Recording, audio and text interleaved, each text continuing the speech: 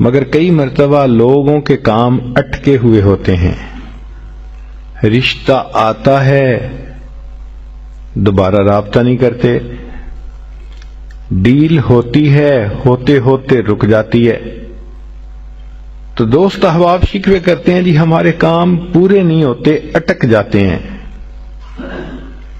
اور پھر وہ کسی کے پاس جاتے ہیں، عملیات والوں کے پاس، تو ان کا تو چونکہ کاروبار ہے، انہوں نے پیسے کمانے ہوتے ہیں، تو وہ سمپل جواب دیتے ہیں جی کسی نے لگتا ہے تمہارا رزق باندھ دیا ہے، کسی نے تمہارا رشتہ باندھ دیا ہے، اور ہم اس کو بلیو کر لیتے ہیں۔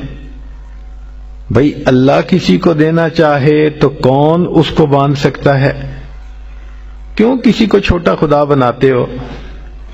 کوئی کسی کا رزق نہیں باندھ سکتا، کوئی کسی کا رشتہ نہیں باندھ سکتا، ہمارا ایک ہی خدا ہے، اس کے کام کو کوئی روک ہی نہیں سکتا۔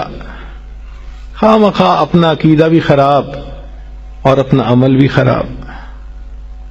سیدھی بات ہے کہ نبی علیہ الصلوۃ والسلام نے جو باتیں سکھائیں ان کو کریں، خود بخود عملیات سے جان چھوٹ جائے گی۔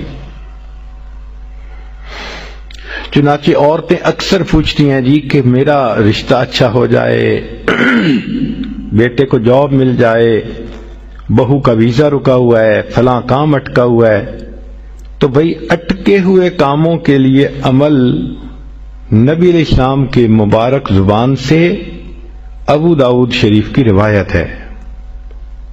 نبی علیہ السلام نے فرمایا جو مومن صبح و شام 7 مرتبہ اس دعا کو پڑھے گا، اللہ تعالیٰ اس کے ہر ادھورے کام کو پورا فرما دے گا۔